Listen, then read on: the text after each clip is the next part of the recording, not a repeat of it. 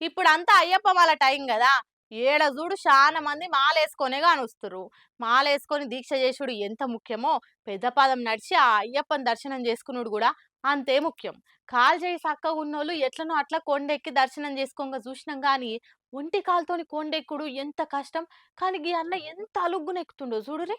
అందరో పారి అన్న కాళ్ళు సక్కగా జూడురి. ఒక్కటే కాలుంది, ఇంకోటి కట్టె కాలు. అయినా కూడా కొండ ఎట్లా ఎక్కుతుండో గదా. భుజానికో బ్యాగు, నెత్తిమీద ఇరుముడు ఎత్తుకొని స్వామి నామం మనసులో తలుచుకుంటా కొండెక్కుతుండు. రాళ్ళు, ముళ్ళు, కొండలు, బండలు ఏ వడ్డం వచ్చినా గాని నడకైతే ఆపుతలేడు. ఎంబడా అయ్యప్ప ఉన్నందుకే కావచ్చు అంత అల్కగా పోతుండు. ఇది ఆడ ఎంబట నడిచేటోళ్ళే వీడియో తీసి సోషల్ మీడియాలో పెట్టుడే లేటు. ఇయాల రేపు కాలు చేతులు సక్కగా ఉన్నోళ్ళే నడవనికి యాష్టపడి బండ్లు కార్లల్లో పోతుంటే ఒక్కటే కాలున్నా గాని ఆ అయ్యప్పని నమ్ముకొని ఎంత అలుగ్గున పోతుండో. ఇది కదా నిజమైన భక్తి అంటే.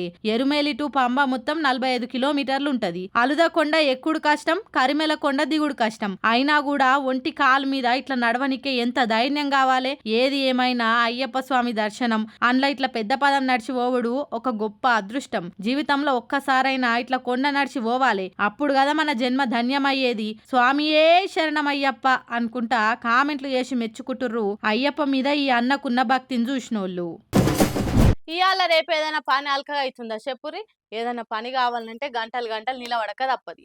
ఇంకా గవర్నమెంట్ ఆఫీసులలోనైతే నిలబడి నిలబడి కాలు పోతాయి తప్పితే పొద్దుమికే దాకా పనే కాదు.